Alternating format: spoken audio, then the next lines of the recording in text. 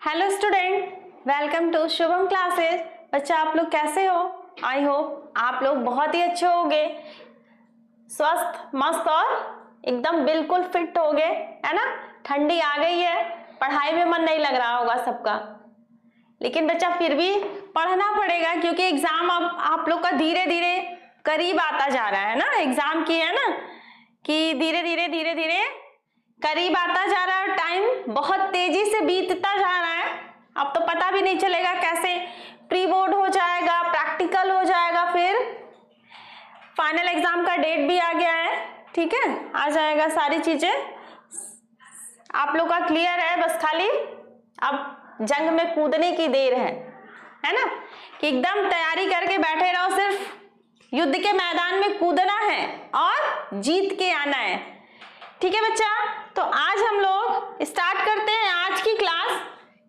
आज की क्लास में नागरिक शास्त्र में बच्चा जितने भी पूरे चैप्टर से, पता है आप लोग को कि नागरिक शास्त्र में कितने चैप्टर है बेटा? पूरे 5 चैप्टर है ना। पहले मैं भी बता चुकी हूँ, अभी भी बता चुकी हूँ कि 5 चैप्टर नागरिक शास्त्र से, और आज की क्लास में हम लोग 5 चैप्टर से कितने क्वेश्चन करने वाले हैं? 100 MCQ करने वाले हैं, जो कि आप लोग, मुझे पता है क्वेश्चन देखते ही आप लोग आंसर खुद दोगे। इतना इजी क्वेश्चन है क्योंकि चैप्टर को इतने अच्छे से एक्सप्लेन की हूं कि हर बच्चे को आता होगा। मुझे ये पता है, मेरे सारे बच्चों को बहुत अच्छे तरीके से सारी चीजें आती होंगी।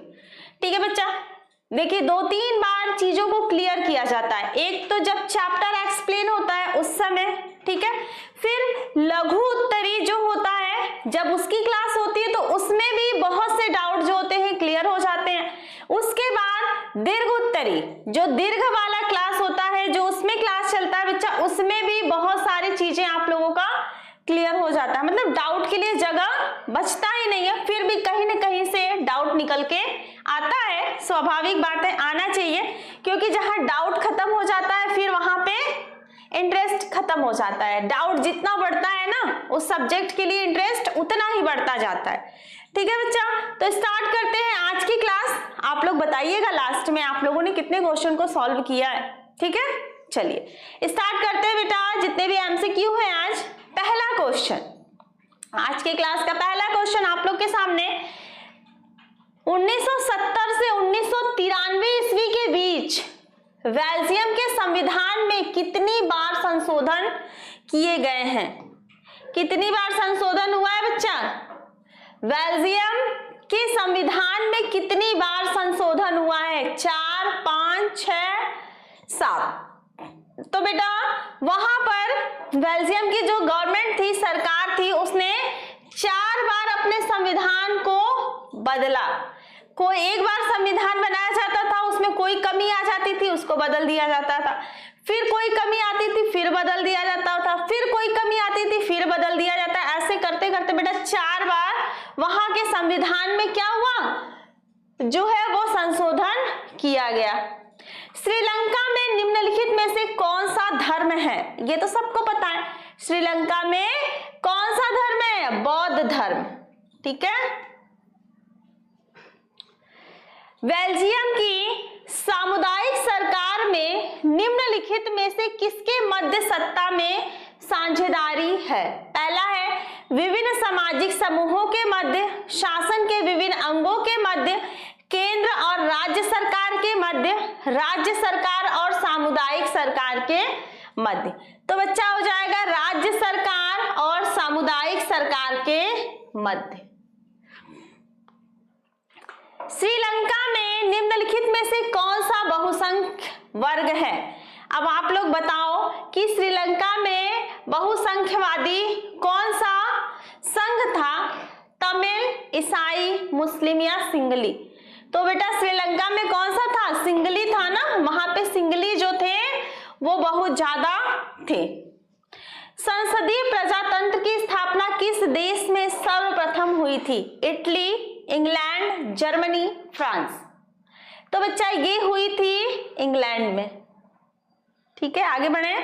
निम्नलिखित में से किस देश का विभाजन धर्म तथा जाति के आधार पर हुआ था? मतलब देश का विभाजन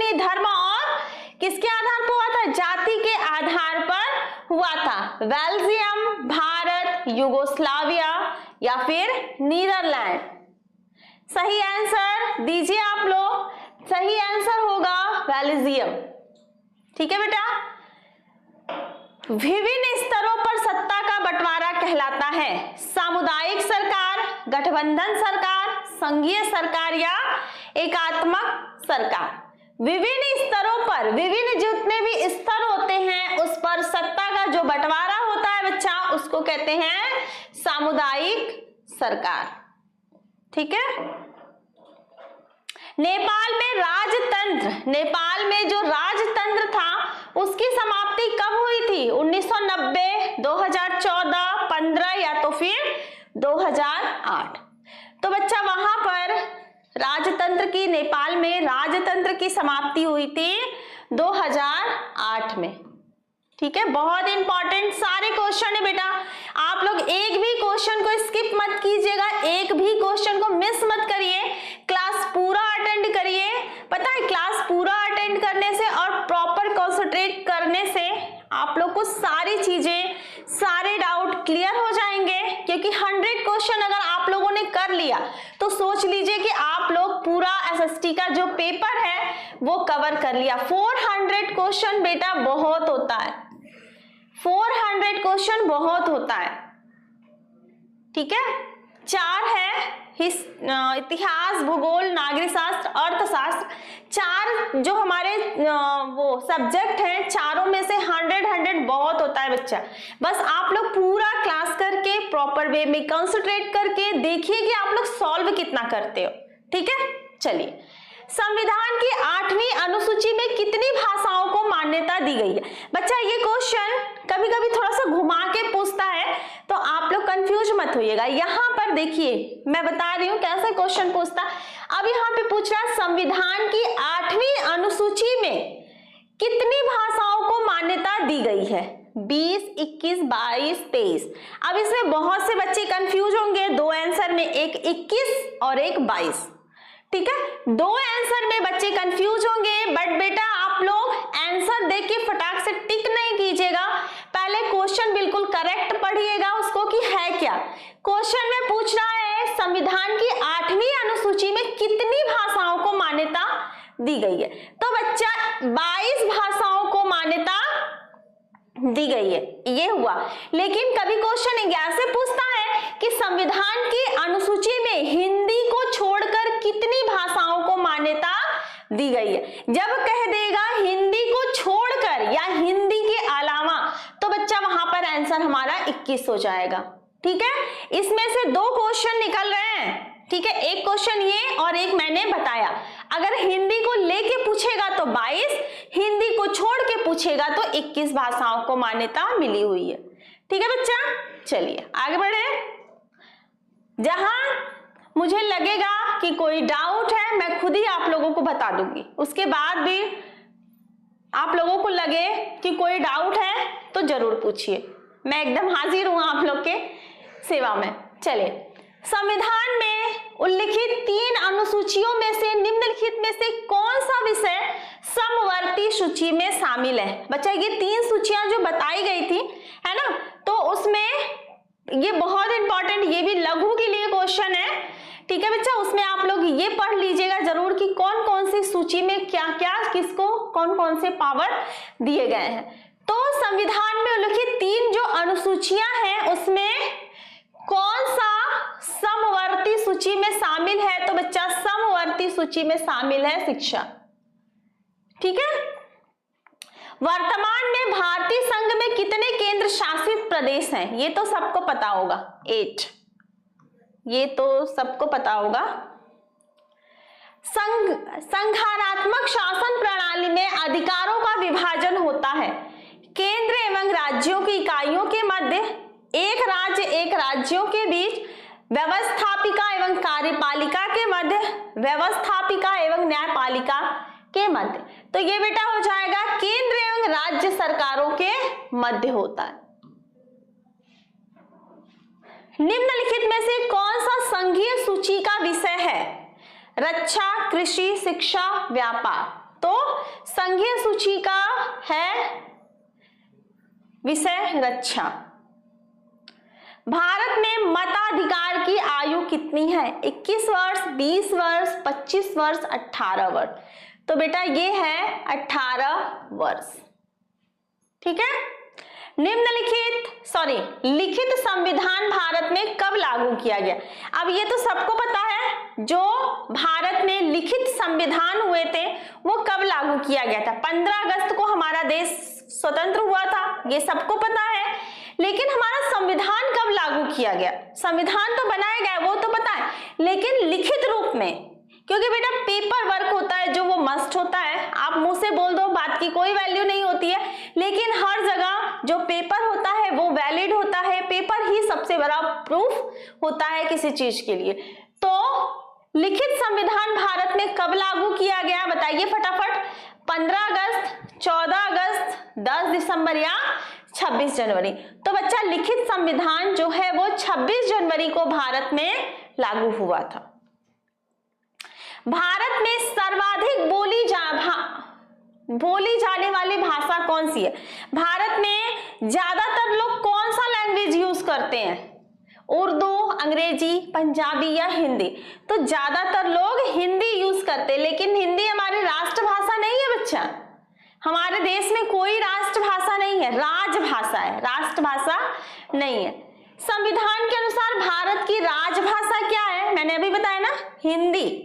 हिंदी राष्ट्रभाषा नहीं बच्चा, इसको राजभाषा का दर्जा मिला हुआ है। निम्नलिखित में से कौन सा विषय राज्य सूची में नहीं है? पुलिस, कृषि, सिंचाई या मुद्रा? तो बच्चा मुद्रा जो है वो राज्य सूची में नहीं है।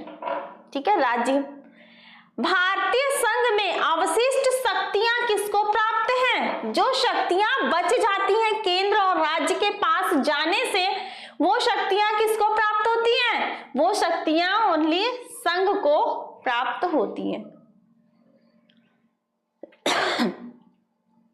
भारत में पंचायती राज की स्थापना कब हुई थी?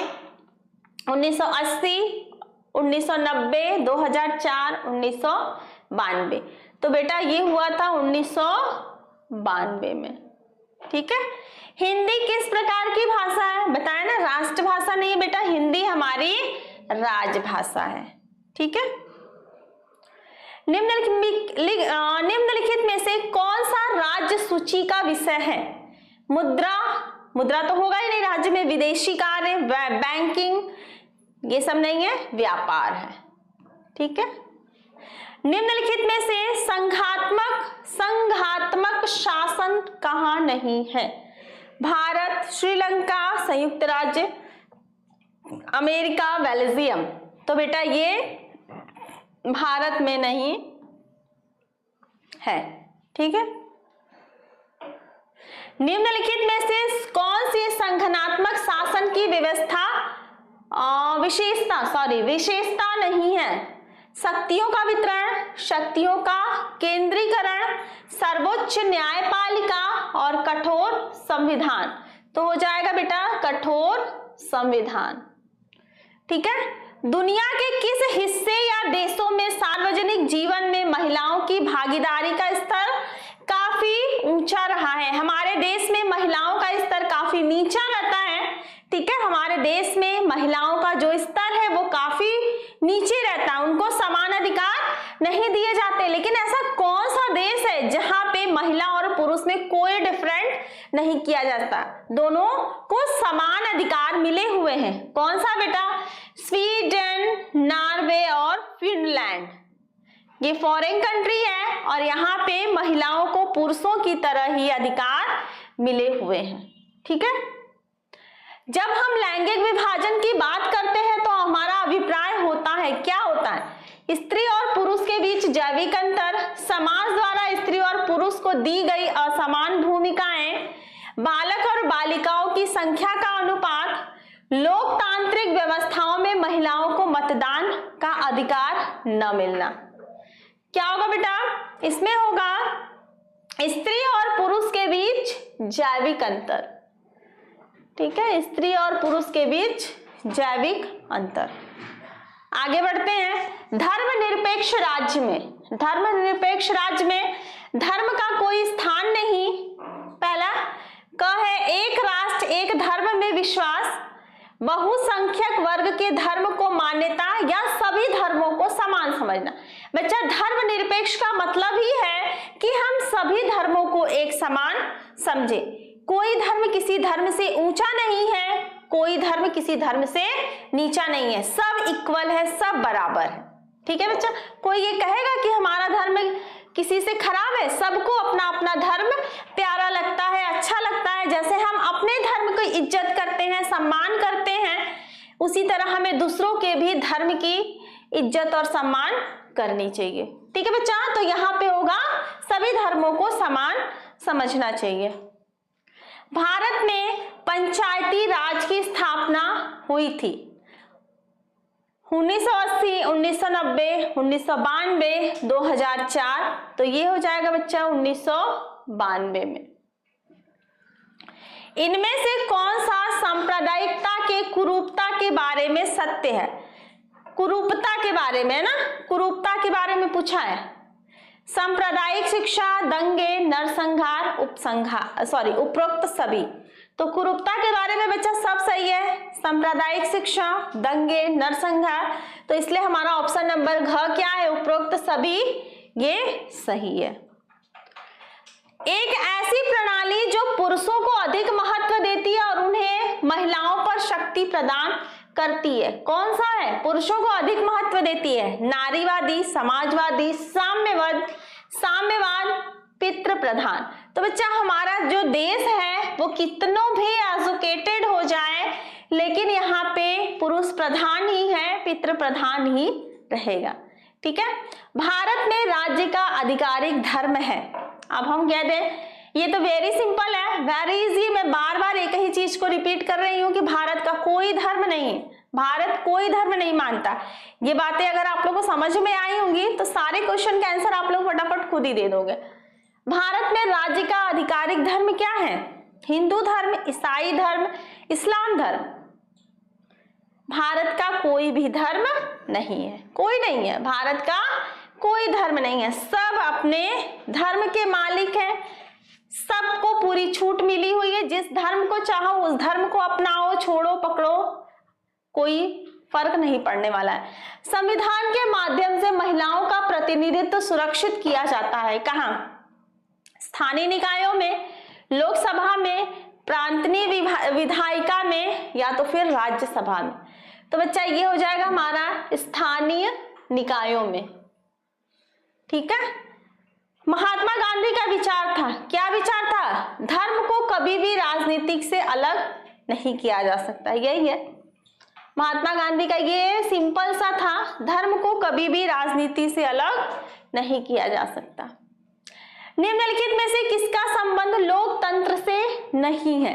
स्वतंत्र एवं निष्पक्ष निर्वाचन, उत्तरदायी शासन, कानून के समक्ष समानता। यहाँ पूछा है लोकतंत्र से नहीं है, तो बच्चा बहुसंख्यों का शासन, ये जो है ये लोकतंत्र में नहीं है, संबंध इसका नहीं है। बहुजन समाज पार्टी बीएसपी के संस्थापक कौन थे? कांशीराम, मायावती, मुलायम सिंह यादव या शाहू जी महाराज। तो बेटा इसके जो संस्थापक थे वो है कांशीराम। ठीक है, मायावती को मत टिक करके चले आना बहुजन समाज पार्टी देख के। भारतीय राष्ट्रीय कांग्रेस का गठन हुआ था 1885, 1905, 1915, 1912। बेटा ये जो राष्ट्रीय कांग्रेस है ना, भारतीय राष्ट्रीय कांग्रेस से बहुत पुराना है, भाजपा से भी, बहुजन समाज पार्टी, मतलब ये सारे जितनी भी पार्टियां, जितने भी दल हैं, उन सबसे पुराना कांग्रेस पार्टी है। 1885 ईस्वी में इसका गठन हुआ था। ठीक है, निम्नलिखित में से कौन सा राजनीतिक दल राष्ट्रीय पार्टी नहीं है? Bharatiya Janata party, Indian national Congress, Bahujan Samaj party या समाजवादी पार्टी। तो बच्चा जो समाजवादी पार्टी है वो राष्ट्रीय पार्टी नहीं है। देश का आर्थिक विकास किन कारणों पर निर्भर करता है? अब आप लोग देख लीजिए, ऑप्शन पढ़ते रहिए, आप लोगों को खुद ही समझ में आ जाएगा कि यहाँ पूछा है आर्थिक विकास किन कारकों वैश्विक स्थिति, देश की जनसंख्या का आकार, अन्य देशों से सहयोग या उपरोक्त सभी। तो बेटा ये सभी हो जाएगा, क्योंकि ये जब सारी चीजें, ये तीनों चीजें मिलेंगे तभी किसी देश का आर्थिक विकास संभव है। आगे आते हैं, किसी दल विशेष से निर्वाचित होने वाले प्रतिनिधि का जो प्रतिनिधि है, ठीक है, वो किसी अन्य दल में चला जाता है तो उसका किसी अन्य दल में जाना क्या कहलाता है? पार्टी में सम्मिलित होना, दल बदल, दल का अनुयायी बनना या कार्यकर्ता। तो बच्चा ये होता है दल बदल। निम्नलिखित में से किस देश को छोड़कर हर जगह तानाशाही पर लोकतंत्र को प्राथमिकता दी जाती है? भारत, पाकिस्तान, नेपाल, श्रीलंका। तो बच्चा ये हो जाएगा पाकिस्तान। लोकतंत्र में शक्ति का स्रोत है, कौन है? जनता, संसद, राष्ट्रपति, प्रधानमंत्री।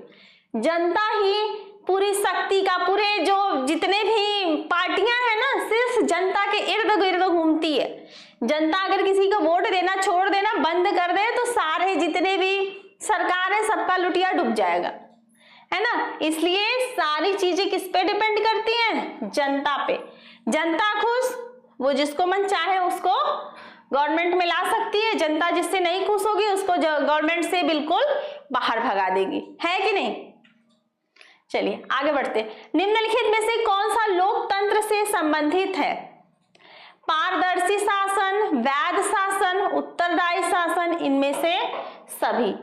तो बच्चा इसमें हो जाएगा इनमें से सभी, सभी है।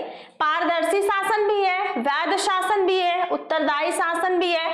तो इसमें हमारा घ ऑप्शन जो है वो सही हो जाएगा, ठीक है।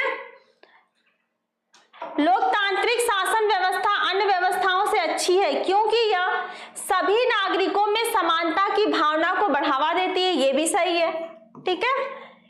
व्यक्ति की गरिमा को बढ़ावा देती है, ये भी सही है। इसलिए हमारा आंसर नंबर ग, क और ख दोनों ही सही होगा।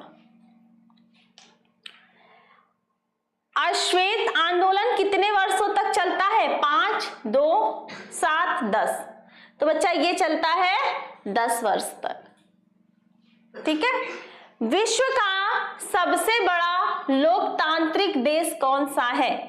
America, Austria, Bharat, Switzerland. लोकतांत्रिक देश, विश्व का सबसे बड़ा लोकतांत्रिक देश भारत है। 1991 में किस देश का विघटन हुआ था? तो भूतपूर्व सोवियत संघ, ठीक है।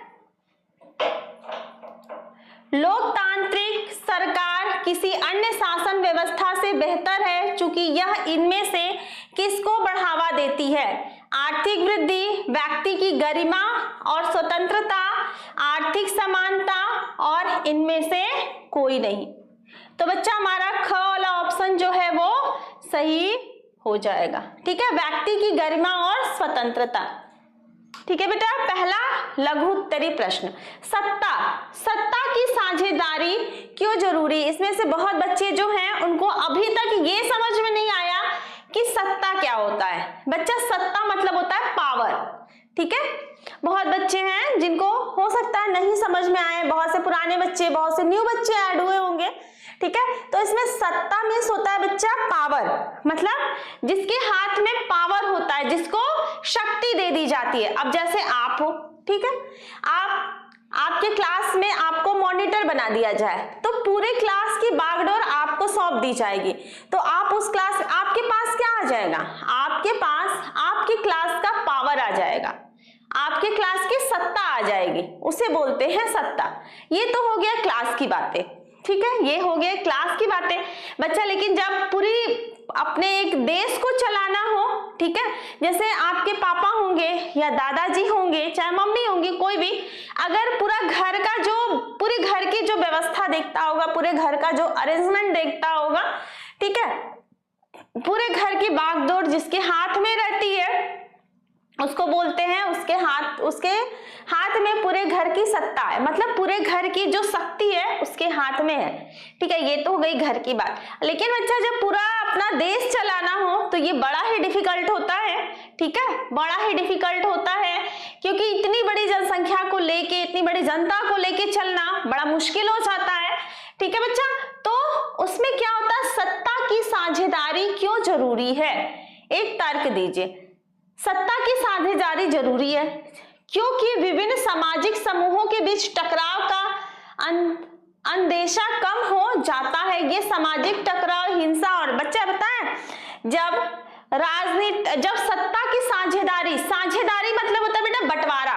ठीक है, साझेदारी मतलब होता है बंटवारा करना, सत्ता मतलब होता है पावर, शक्ति। तो सत्ता की साझेदारी मतलब शक्ति का, एक तरीके से हम कह ले तो शक्ति का बंटवारा करना। ठीक है, तो शक्ति का मतलब जिसके पास जो शक्तियां हैं उसके पास वो सारी शक्तियों का बंटवारा कर दिया जाता है। जैसे हम कर ले शिक्षा का अधिकार शिक्षा मंत्री को दे दिया जाता है, रक्षा का अधिकार रक्षा मंत्री को दे दिया जाता है। ठीक है, चिकित्सा का अधिकार चिकित्सा अधिकारी को दे दिया जाता है। ठीक है, तो ऐसे ऐसे बेटा जितनी भी शक्तियां होती हैं सबको उनकी पावर, उनकी शक्तियां सौंप दी जाती हैं। वो अपने अपने राज्य का विकास करते हैं, अपने अपने क्षेत्र का विकास करते हैं, और जिस क्षेत्र में उनको शक्तियां दे दी जाती हैं उस क्षेत्र का वो प्रॉपर वे में विकास करते हैं। जहां कोई कमी ज्यादा जो भी कुछ होता है उसका एक सूची बनाकर सरकार तक उनको पहुंचाते हैं।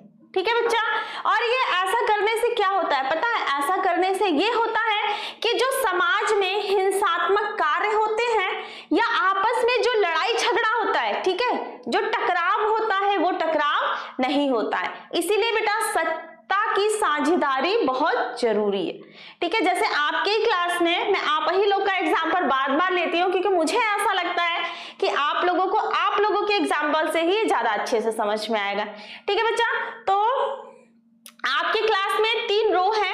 ठीक है, मान लीजिए आपके क्लास में ये 3 रो है। ठीक है, A, B, C, और उसमें बच्चे हैं जितने भी हो, मान लीजिए 20-20 क्लास में बच्चे हो या 30-30 क्लास में बच्चे हो, जो भी क्लास में हो, मतलब एक रो में 20-20 बच्चे हैं। ठीक है, एक रो में 20-20 बच्चे हैं तो हम 3 मॉनिटर बना दिए।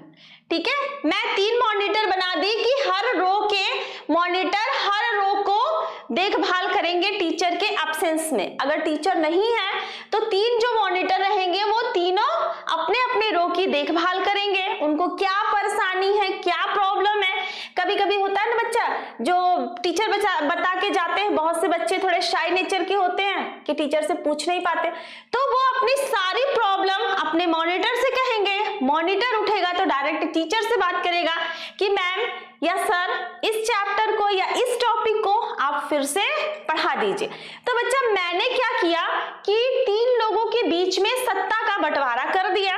ठीक है, उससे क्या हो गया, चीजें जो है वो आसान हो गई और उसमें से ऐसी ऐसी कमियां निकल के आ रही हैं जो लोगों के अंदर हैं, और गवर्नमेंट क्या करती है, उनको उसका लाभ देने का कोशिश करती है। ठीक है, अगर कोई कमियां हो रही हैं तो फिर उसको दूर करने की कोशिश करती है। इसीलिए बच्चा सत्ता की साझेदारी बहुत जरूरी है।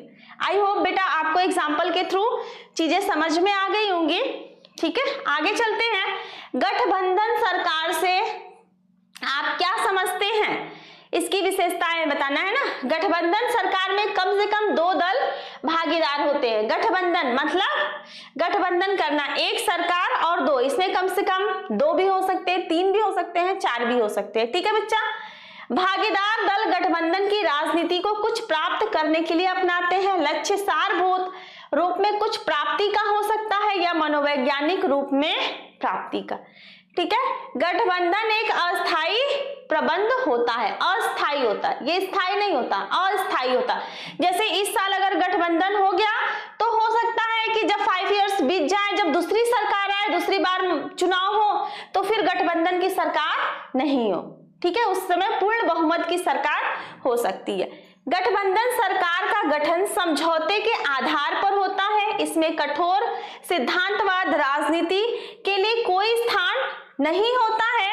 अर्थात गठबंधन सरकारें यथार्थवाद पर आधारित होती हैं। इसमें क्या होता है बच्चा, सिद्धांतवाद, इसमें सिद्धांत का राजनीति से कोई लेन देन नहीं होता है। गठबंधन का प्रत्येक प्रमुख भागीदार दल अपनी राजनीतिक शक्ति में वृद्धि कर अकेले ही सत्ता प्राप्त करने की इच्छा रखता है। वो सोचता है कि हम अकेले ही पूरी सत्ता पर अपना अधिकार करें और इसीलिए उसकी वो कोशिश भी करता है। चलिए तीसरा क्वेश्चन आता है, ये बेटा बहुत वेरी इंपॉर्टेंट क्वेश्चन है, ठीक है, ये वेरी इंपॉर्टेंट क्वेश्चन है बच्चा। क्या है, भारत में केंद्र और राज्यों के बीच सत्ता के बंटवारे को किन्हीं 3 विशेषताओं का वर्णन कीजिए। ठीक है, 3 विशेषताओं का वर्णन करना है। यहाँ पे बताना है संविधान में स्पष्ट रूप से केंद्र और राज्य सरकार के बीच विधायी अधिकारों का बंटवारा निम्नलिखित तरीके से होता है। कैसे होता है बच्चा, संघ सूची, राज्य सूची, समवर्ती सूची और अवशिष्ट सूची।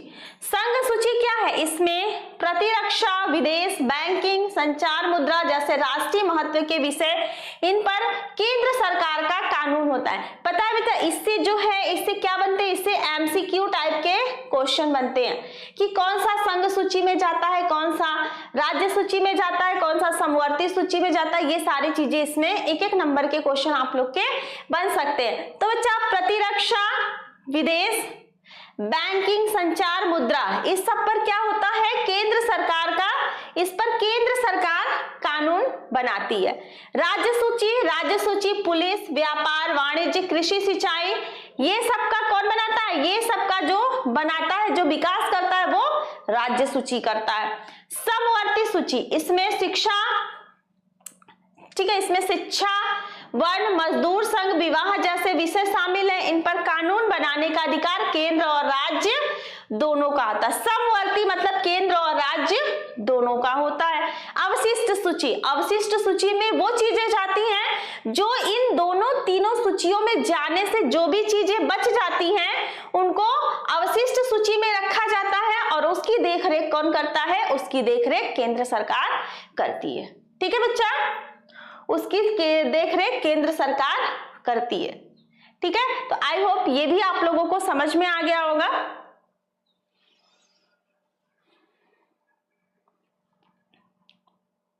आते हैं, ये 4 क्वेश्चन है। भारतीय संघवाद एक अर्ध संघीय ढांचा है, इसकी पुष्टि में किन्हीं 3 कारकों का उल्लेख कीजिए। राष्ट्रीय एकीकरण, भारतीय संविधान सभा ने एक वास्तविक संघ का निर्माण नहीं करने का निर्णय तत्कालीन अनिश्चित परिदृश्यों को देखते हुए लिया था। राष्ट्रीय एकीकरण, धर्म के आधार पर पाकिस्तान की मांग के साथ अन्य भारतीय राज्यों में भी अलग राष्ट्र राज्यों के सृजन की कुछ मांगे उठ रही थी। परिणाम स्वरूप संविधान में अनुच्छेद 356 जैसे विभिन्न प्रावधान जोड़े गए। एकात्मकता विशेषताओं वाली एक संघीय संरचना ने इस सरकार के परिदृश्यों से निपटने हेतु एक अवसर प्रदान किया। राष्ट्रीय एकीकरण मतलब आपस में जो राष्ट्र है वो आपस में मिलजुल कर जो काम करता है, ठीक है, उसका एक एकीकरण किया गया। सहयोग और समन्वय का विकास, सहयोग मतलब एक अर्ध संघीय संरचना ही केंद्र को पल्स पोलियो कार्यक्रम जैसे राष्ट्रीय स्तर के कार्यक्रमों का समन्वय करने का अवसर देती है। अब ये तो सबको बहुत अच्छे से मालूम है, पल्स पोलियो कार्यक्रम, ठीक है बच्चा। पल्स पोलियो कार्यक्रम जो है वो बहुत ही अच्छा है, इससे लोग ज्यादा से ज्यादा जागरूक हुए हैं, ठीक है, और अपने बच्चों को पोलियो की जो ड्रॉप है उसको पिलाते हैं और इससे देश को पोलियो से सुरक्षित रखते हैं। नहीं तो इससे पहले आप लोगों ने देखा था कि देश में कितने बच्चे पोलियो के शिकार हो रहे हैं, लेकिन उसमें सरकार ने अपना पूर्ण सहयोग दिया और उसके साथ साथ लोगों को इतना जागरूक किया कि लोग उस अभियान में पूरे बढ़ चढ़ के हिस्सा लेते हैं और शामिल होते हैं।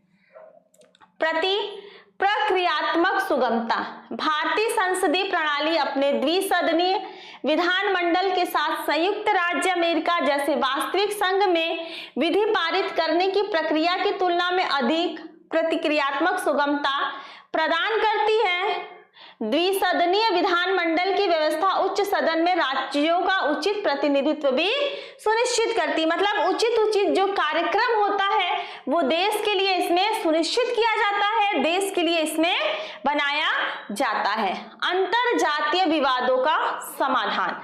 भारत का अर्धसंघीय ढांचा केंद्र को अंतर जातीय विवादों में मध्यस्थ रूप में अपनी भूमिका निभाने का अवसर देता है, जैसे सीमा विवाद और नदी जल विवाद। संविधान का अनुच्छेद 262 अंतर जातीय नदियों या नदी घाटियों के जल से संबंधित विवादों का और निर्णय, मतलब जो भी विवाद होते हैं नदी से रिलेटेड, घाटियों से रिलेटेड, ठीक है, नदियों या नदी घाटियों से रिलेटेड जो भी विवाद होते हैं उनको किस में रखा जाता है, अनुच्छेद 262 के अंतर्गत उसमें रखा जाता है।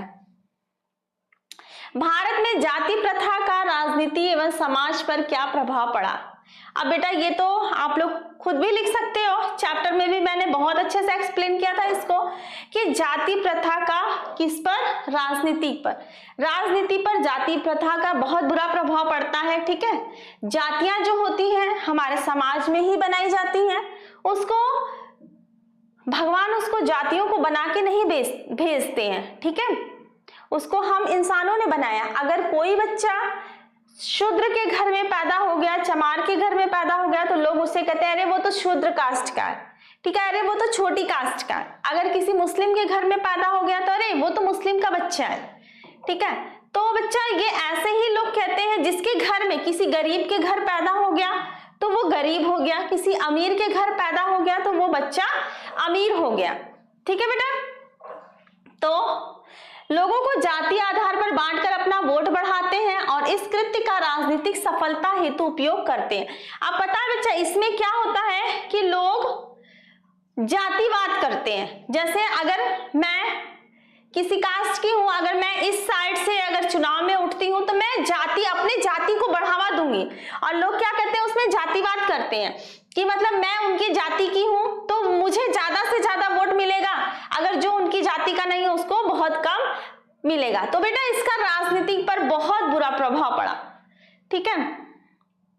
जातियों में विभाजित भारतीय समाज का राजनीतिक दल देश की स्वतंत्रता के समय में अपने हित में उपयोग करने आ रहे हैं। जाति विचारधारा को उग्र करने से समाज में वैमनस्य फैलता है तथा सामाजिक समरसता कम होती है। जिन जातियों में पहले से ही पढ़ाई लिखाई का प्रचलन था, ठीक है, और जिनकी शिक्षा पर पकड़ थी, आधुनिक शिक्षा की व्यवस्था में उन्हीं का बोलबाला, मतलब जो थोड़े एजुकेटेड है, ठीक है, जो थोड़े जिनके घर के लोग थोड़ा एजुकेटेड हैं, जिनको समाज सोसाइटी के बारे में पता है, वो इन सारी चीजों को फेवर में, इन सारी चीजों के फेवर में नहीं रहते हैं, नहीं इन सारी चीजों को ध्यान में देते हैं कि जाति प्रथा क्या होती है, ऊंच नीच क्या होता है, गरीब अमीर, मतलब इन सारी चीजों से थोड़ा हटके होते हैं, ठीक है। तो जो थोड़ा एजुकेटेड है, जिनके घर में पढ़े लिखे लोगों का बोलबाला है, वर्चस्व, अधिकार, या तो फिर हम कह दे पावर, उन्हीं का चलता है।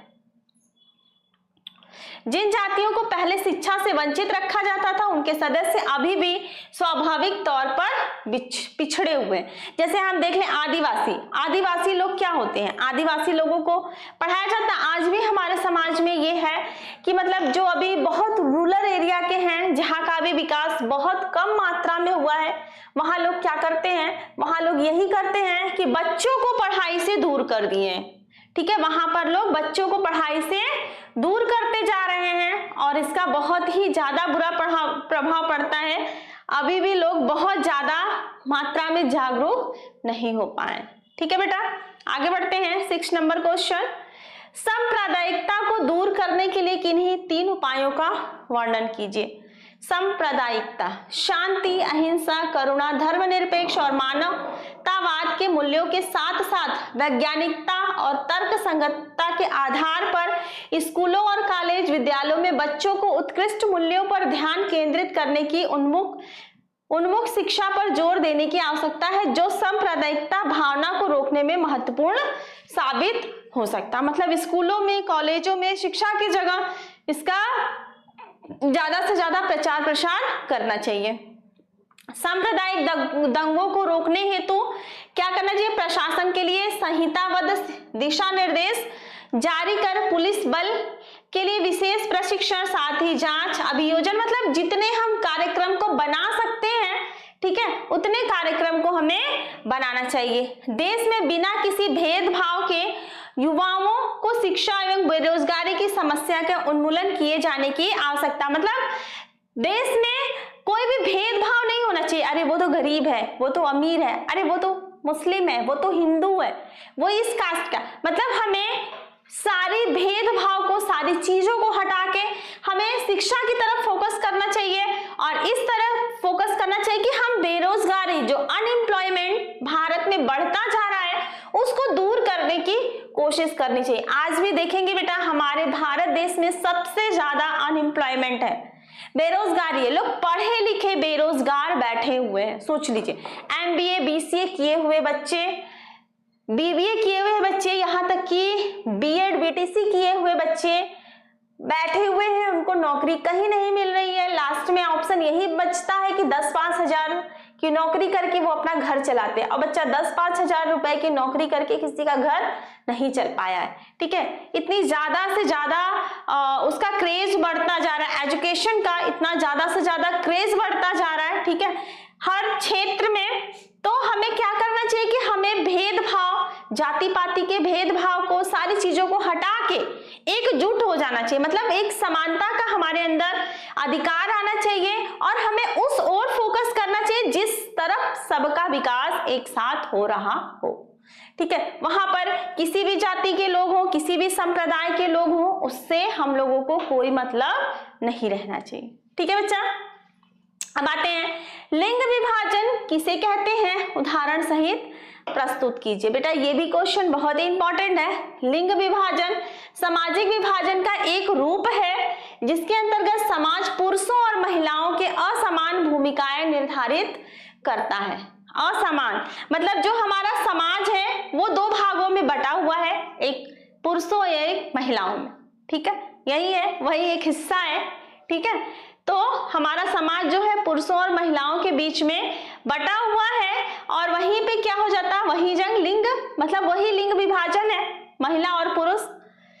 श्रम का लैंगिक विभाजन अधिकांश परिवारों में दिखाई पड़ता है। श्रम का लैंगिक विभाजन, जैसे हम यहाँ पे उदाहरण देख लेते हैं कि घर का काम सिर्फ घर की महिलाएं करेंगी, पुरुष कुछ भी नहीं करेंगे। लेकिन वही पुरुष घर का काम, जैसे घर का काम क्या है, झाड़ू लगाना, पोछा लगाना, खाना बनाना, बर्तन धोने, कपड़े धोना, बच्चों को खिलाना, बच्चों को रेडी करना, बच्चों को तैयार करना, स्कूल भेजना, स्कूल से लाना, फिर से उनका, मम्मी आप लोग की घर में करती होंगी, या तो फिर आपकी बहन जो होंगी मम्मी के साथ आपकी हेल्प करवाती होंगी, है ना।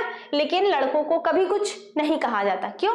क्योंकि जब हम लोग छोटे, जब से हम लोग पैदा होते हैं, हम लोग के मन में ये मेंटेलिटी जो है हम लोग के मन में भर दी जाती है कि लड़के घर का काम नहीं करेंगे। लेकिन बच्चा वही काम लड़के बाहर करते हैं, घर में नहीं करेंगे, लेकिन वही काम लड़के बाहर करते हैं जहां उसके बदले में उनको क्या मिलता है, सैलरी मिलता है, उसके बदले में उनको पैसा मिलता है। क्या आप अगर रेस्टोरेंट में जाओगे तो वहां खाना लेडीज नहीं बनाती है, रेस्टोरेंट में, बड़े बड़े होटल में जाओगे या कहीं भी ढाबे पर भी जाओगे तो वहां खाना लेडीज नहीं बनाती, वहां खाना पुरुष ही बनाते हैं। लेकिन उसके बदले में उनको क्या मिलता है, पैसा मिलता है। कहीं कहीं आप लोग जाओगे रेस्टोरेंट में, बर्तन, कहीं कहीं क्या, हर जगह बर्तन धोते हुए पुरुष दिखते हैं, झाड़ू पोछा करते हुए, होटल है उसकी सफाई पुरुष करते हुए दिखते हैं, कपड़े पुरुष धोते हुए दिखते हैं। क्यों? क्योंकि बेटा उनके बदले में उनको पैसा मिल रहा, लेकिन वही काम वो बाहर करेंगे, लेकिन वही काम वो घर में नहीं करेंगे, ठीक है। क्यों? क्योंकि हम लोग के मन में ये जो बन गया है कि घर का काम महिलाएं करेंगी, पुरुष नहीं करेंगे, पुरुष कुछ भी नहीं करेंगे, घर में बस खाली महाराजा की तरह बैठे रहेंगे, है ना। ये हो गया, ठीक है बच्चा। अब आते हैं, अपने प्रदेश के किन्हीं दो क्षेत्रीय दलों का उल्लेख कीजिए। किन्हीं दो क्षेत्रीय दल के बारे में बताना है, जैसे है समाजवादी पार्टी सपा, ठीक है, समाजवादी पार्टी सपा। यह देश के सबसे बड़े राज्य उत्तर प्रदेश का प्रमुख क्षेत्रीय दल है। 1992 में अपने गठन के बाद से सपा लगभग एक दशक तक सत्ता में रही है। एक दशक तक जो सपा की सरकार है वो कहाँ रही है, वो सत्ता में रही है, इसने केंद्र में भी सत्ता में साझेदारी की है। साझेदारी मतलब हुआ बंटवारा, सत्ता मतलब होता है शक्ति का, अपने पावर का, ठीक है। तो केंद्र में इसने सत्ता का क्या किया है, सत्ता का बंटवारा किया है। इस पार्टी का गठन उत्तर प्रदेश के 3 बार के मुख्यमंत्री और केंद्र सरकार में रक्षा मंत्री रह चुके मुलायम सिंह यादव ने जनता दल से अलग होकर किया था, ठीक है। अब सपा की सरकार को सब लोग जानते हैं कि मुलायम सिंह यादव ही है, ठीक है। 1990 के दशक की शुरुआत में मंडल आयोग की रिपोर्ट लागू होने के बाद मुलायम का प्रभाव काफी बढ़ा। इससे पहचान की राजनीति को भी खासकर उत्तर भारत में काफी बढ़ावा मिला। मुलायम 1989 में उत्तर प्रदेश के मुख्यमंत्री बने। किसने में? 1989 ईस्वी में, और इस पद पर पूरे 1 साल 201 दिन तक रहे। 1991 के आम चुनाव में जनता दल की हार के बाद उन्हें यह कुर्सी छोड़नी पड़ी। उसके बाद उन्होंने सपा की स्थापना की, 2 बार मुख्यमंत्री बने, ठीक है। 2 बार ये मुख्यमंत्री बने, मतलब अपने क्षेत्र के बारे में बताना है, जो भी कुछ हो उनके बारे में थोड़ी सी। फिर हम आ जाते हैं 2012 के विधानसभा चुनाव में सपा को पूर्ण बहुमत मिला, और जब 2012 में विधानसभा का चुनाव हुआ तो जो सपा की सरकार है उसे पूर्ण बहुमत मिला, ठीक है। और अखिलेश यादव राज्य के मुख्यमंत्री बने। अखिलेश यादव मुलायम सिंह के बेटे हैं, सब लोग जानते होंगे। 2017 तथा 22 में हुए विधानसभा चुनाव में पार्टी को करारी हार का सामना करना पड़ा। 2017 और 2022 में, ठीक है, जो चुनाव हुआ उसमें क्या है, जो सपा है उसको बहुत करारी हार का सामना करना पड़ा। अब आ जाते हैं हम राष्ट्रीय लोकदल RLD। यह भी उत्तर प्रदेश का एक अन्य प्रमुख दल है, जिसकी स्थापना पूर्व केंद्रीय मंत्री अजीत सिंह ने 1996 ईस्वी में की थी। राज्य के जाट बहुल जिलों में इसका प्रभाव है।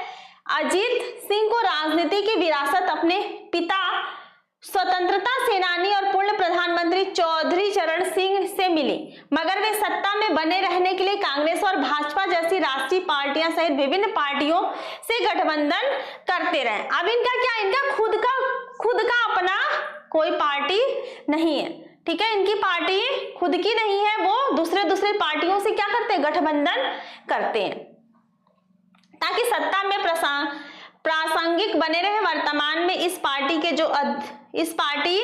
ये जो पार्टी है वो बहुत कम लोकप्रिय हो गई है, ठीक है। वर्तमान में ये जो पार्टी है वो बहुत कम लोकप्रिय है।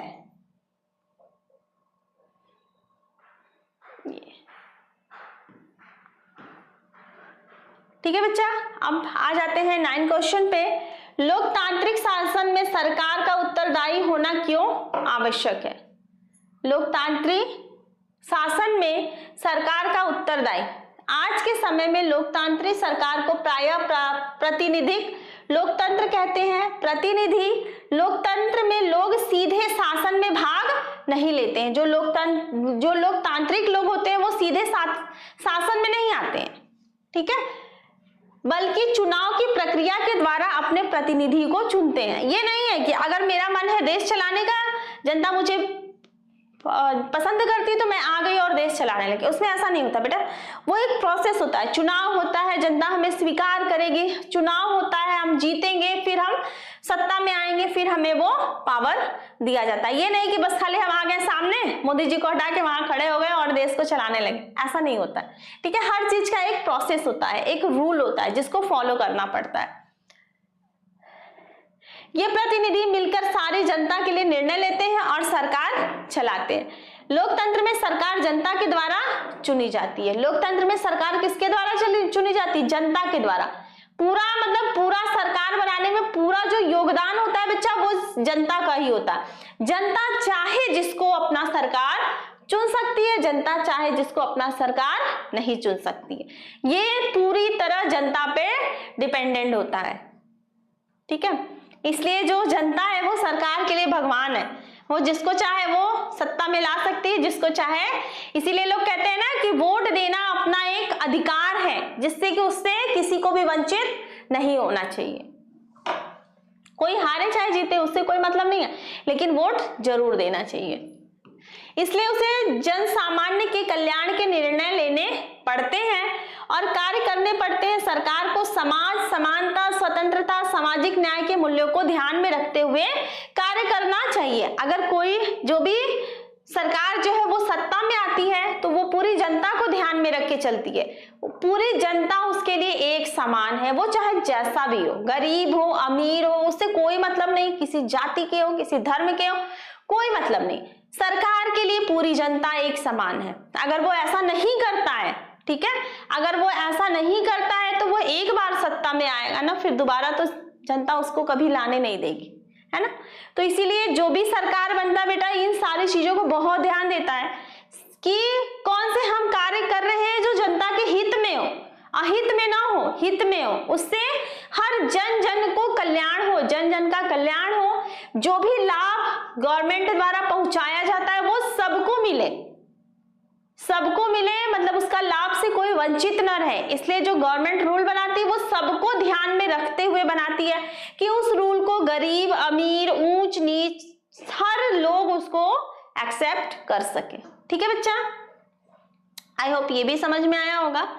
अब आज के क्लास का लास्ट क्वेश्चन है, लोकतांत्रिक व्यवस्था राजनीतिक समानता पर आधारित होती है, उदाहरण सहित समझाइए। जो लोकतांत्रिक व्यवस्था होती है, लोकतांत्रिक व्यवस्था में जब देश में आर्थिक विकास तेज होता है तो ऐसी स्थिति में राजनीतिक समानता तो कायम रहती है लेकिन आर्थिक समानता कायम नहीं रहती है।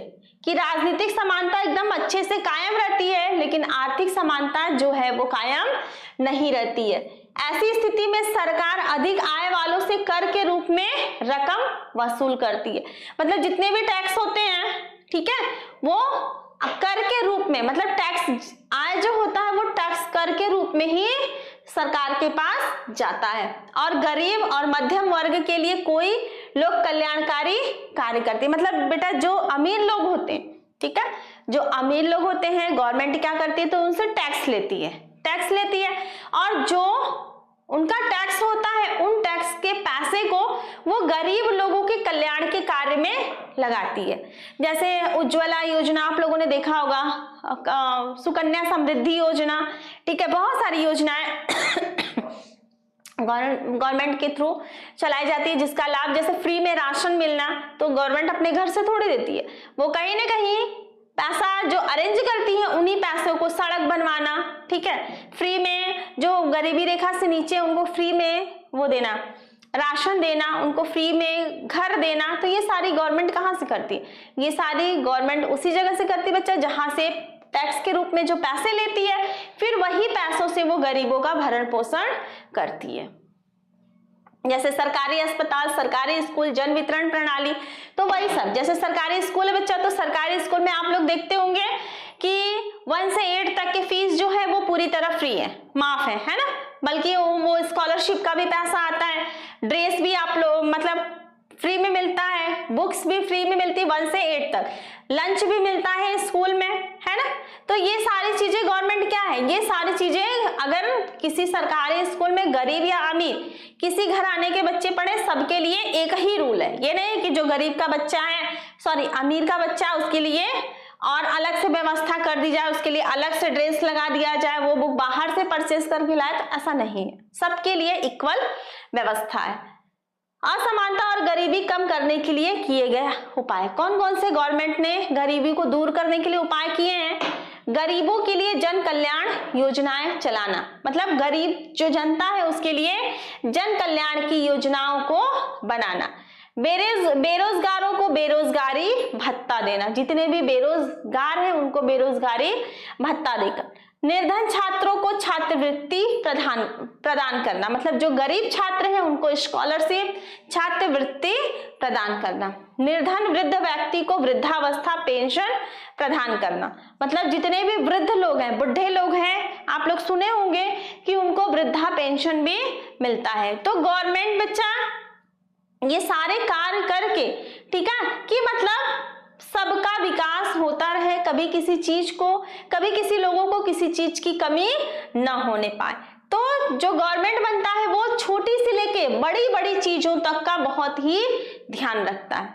ठीक है बच्चा, दीर्घ उत्तरी प्रश्न 9, ठीक है। 5 चैप्टर से 9 दीर्घ उत्तरीय प्रश्न को आज हम लोग करने वाले हैं और सारे ही क्वेश्चन बेटा एग्जाम के लिए बहुत ही इंपॉर्टेंट है। आप लोगों का एग्जाम धीरे धीरे परीक्षा की जो घड़ी है वो पास आती जा रही है, ठीक है। अंदर से आप लोगों को घबराहट भी होगा, लेकिन आप लोग बिल्कुल निश्चिंत रहिए, कुछ भी बहुत अच्छा होगा आप लोग के साथ, ठीक है।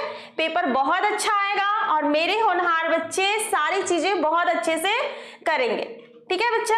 इसके लिए बहुत जरूरी है कि आप लोग क्लास को बहुत अच्छे से अटेंड किया करिए, ठीक है। तो बेटा आज की क्लास स्टार्ट करते हैं हम लोग। पहला क्वेश्चन आपके सामने, लोकतंत्र में सत्ता की साझेदारी जरूरी है, कोई एक तर्क बताइए। अगर बच्चा कभी कभी ऐसा होता है ना कि जो शॉर्ट क्वेश्चन होता है उसी को लॉन्ग में भी पूछ देता है, तो आप लोग बिल्कुल मत घबराइएगा कि जैसे हमने जैसे आप लोग ये सोचो कि आप लघु याद करके गए हो, लेकिन वही क्वेश्चन आपके विस्तृत में पूछ देता है, ठीक है। कभी कभी ऐसा हो जाता है कि आप लोग लघु से लघु याद करके गए हो, लेकिन वो क्वेश्चन आपके विस्तृत में आ जाता है, तो आप लोग बिल्कुल मत परेशान होइएगा। आप लोग जो लर्न करके गए हैं बस उसी को वहां पे लिख दीजिएगा। पहले तो आप लोग जितना लर्न किए होंगे पहले उसको अच्छे से लिख देना, ठीक है। उसके बाद अब लर्न करने के बाद, समझने के बाद उसके बारे में तो नॉलेज हो ही जाता है, ठीक है। तो उसके बाद अगर आपको लगे कि मैं एक्स्ट्रा और कुछ लिख सकता हूं अपने से खुद से बना के, तो आप लोग उसको लिख के उसको लॉन्ग कर दीजिएगा, ठीक है बच्चा। अगर कभी ये भी होता है कि कभी लॉन्ग क्वेश्चन लर्न करके जाते हैं वो शॉर्ट में पूछ देता है, तो उस कंडीशन में पॉइंट्स आप लोग कम कर सकते हो, ठीक है। जैसे अगर आप लोग लॉन्ग में 7-8 पॉइंट याद किए हो तो उसको शॉर्ट लिखना है तो सिर्फ 3 या 4 पॉइंट लिख दो, ठीक है। अगर डीलिंग बहुत बड़ा है, इसमें लॉन्ग में लर्न किए हो तो उसको डीलिंग को थोड़ा सा छोटा कर दो, ठीक है। ये आप लोग खुद से भी कर सकते हो, ठीक है बच्चा। ये नहीं कि अरे जो तो लॉन्ग में याद करके गया शॉर्ट में पूछ दिया, जो शॉर्ट में याद करके गया वो लॉन्ग में पूछ दिया, अब उसी में हाय और अब्बा करने लगो, ठीक है। तो ऐसा नहीं है, ठीक है बच्चा। लोकतंत्र में सत्ता की साझेदारी क्यों जरूरी है?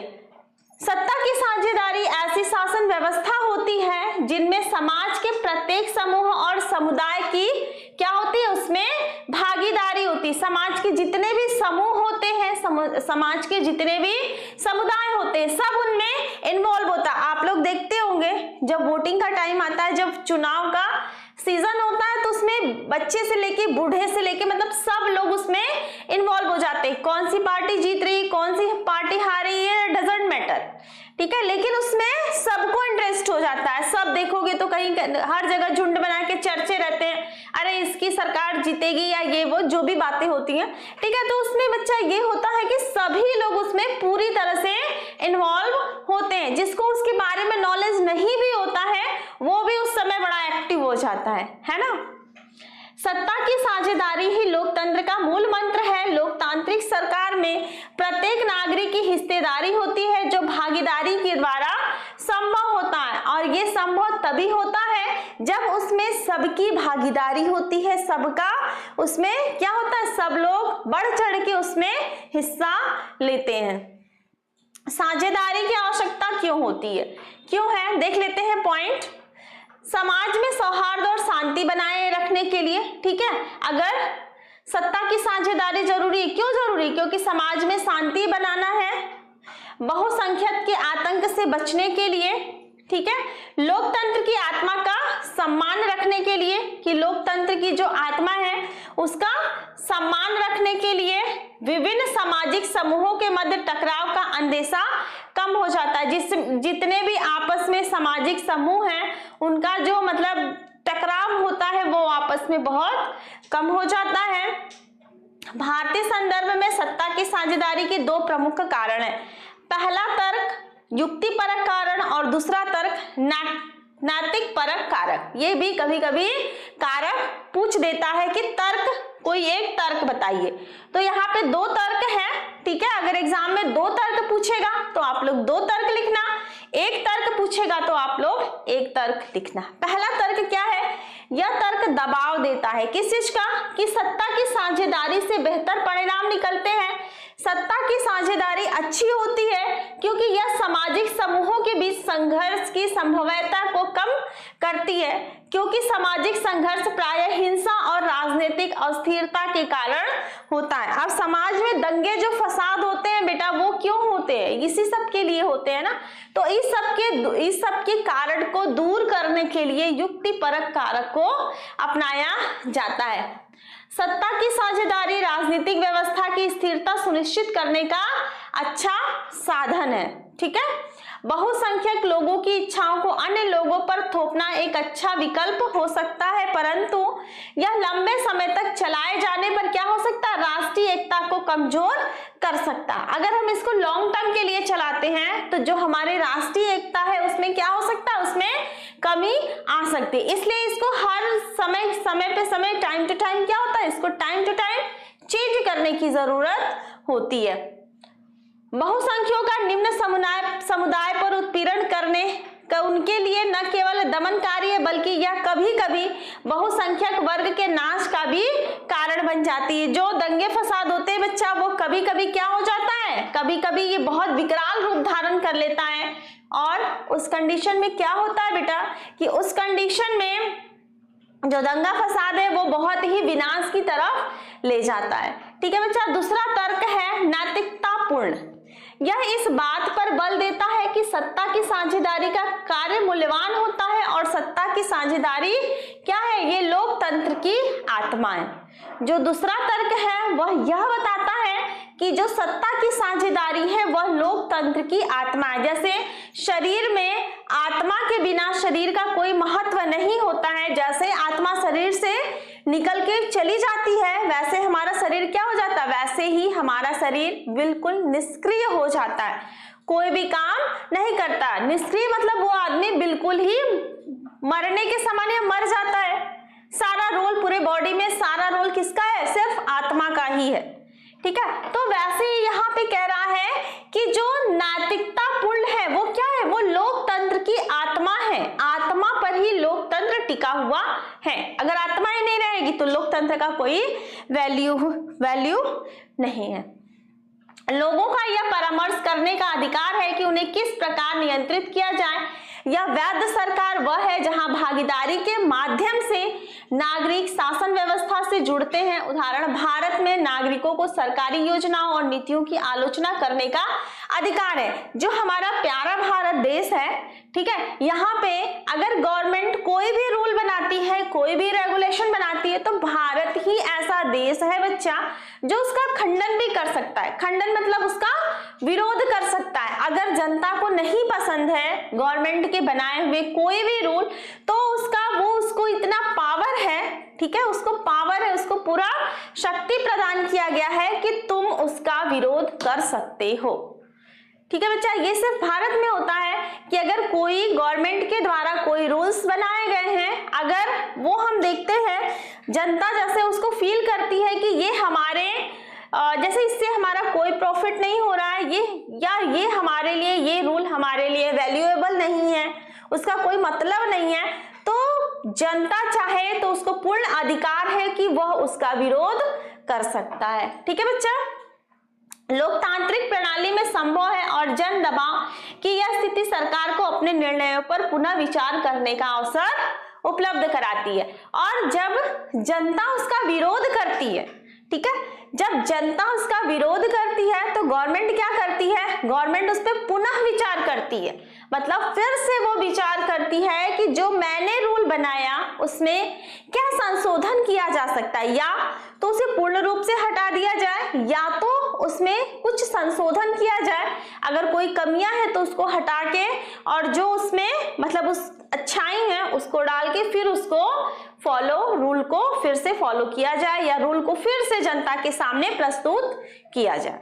ठीक है बच्चा, मालूम है हर क्वेश्चन को लर्न करने से ही वो चीजें समझ में नहीं आती। अगर आप लोग बहुत अच्छे से चीजों को समझ भी लेते हो ना तो उसको अपने लैंग्वेज में लिख सकते हो। ठीक है बच्चा, और बोर्ड के एग्जाम में कोशिश आप लोग ये करो कि सारी चीजों को लर्न करने की तरफ ज्यादा फोकस मत दो, हर चीजों को समझने की कोशिश करो, क्योंकि जब समझे रहोगे ना तो उसको 1-2 पेज भी 3 पेज भी अपने से लिख सकते हो। जब लर्न की हुई चीजें रहती है बच्चा ना, तो वो सिर्फ 8-10 लाइन लिखते लिखते स्किप हो गया, जहां एक लाइन स्किप हो गया बस वहां मैटर फंस गया, फिर वहां पे लोग सोचने लगेंगे, सोचने में टाइम वेस्ट होगा। तो आप लोग ऐसा करो, पॉइंट टू पॉइंट को समझो, ठीक है। मैं हर क्वेश्चन को एक्सप्लेन इसलिए करती हूँ ताकि आप लोगों को चीजें अच्छे से समझ में आ जाए, ठीक है बच्चा। आगे देखते हैं, सेकंड क्वेश्चन है, बहुसंख्यवाद को स्पष्ट कीजिए। श्रीलंका बहुसंख्यवाद को किस प्रकार स्वीकार किया? श्रीलंका में सामुदायिक संरचना, श्रीलंका की कुल जनसंख्या में सिंघली समुदाय का प्रतिशत 74 है, जबकि तमिलों का कितना है? 18 है, ठीक है। सिंघली कितने थे? 78% और तमिल जो थे वो 18% थे। सिंघली जो थे बेटा वहां के प्रॉपर निवासी थे, ठीक है। सिंघली जो थे वहां के प्रॉपर निवासी थे, और ये जो तमिल थे 18% वो दूसरे देशों से, कर्नाटक से, केरल से वहां पे जाके 18% वहां पे जो तमिल थे वहां पे वो बस गए थे, ठीक है। बहुसंख्य सिंघली धनी और शक्तिशाली हैं, इन्हें अपेक्षाकृत अधिक संवैधानिक अधिकार प्राप्त हैं, जबकि अल्पसंख्य तमिल सामाजिक, आर्थिक और राजनीतिक क्षेत्रों में पिछड़े हुए हैं।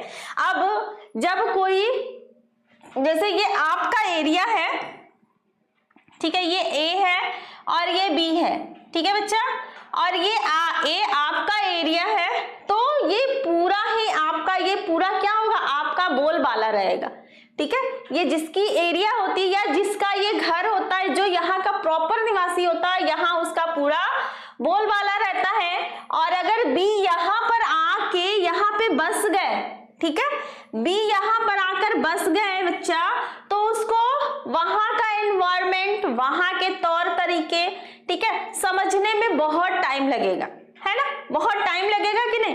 जैसे फॉर एग्जांपल आप लोग ले लो, आप लोग अभी जिस स्कूल में पढ़ते हो, ठीक है, अगर आप लोगों का एडमिशन किसी दूसरे स्कूल में करा दिया जाए तो आप लोग को वहां के एनवायरमेंट में ढलने में थोड़ी प्रॉब्लम होगी, ढल आप भी जाओगे, बट उसमें थोड़ा टाइम लगेगा। लेकिन काउंटिंग होगी, मान लीजिए आपका 9th में एडमिशन हुआ है, तो 9th से काउंटिंग होगी, आप 9th में इस स्कूल में आए हो, बट जिस स्कूल में आपका एडमिशन हुआ है, अगर वहां बच्चा वो 1 क्लास से पढ़ रहा है तो उसकी काउंटिंग किस क्लास से होगी?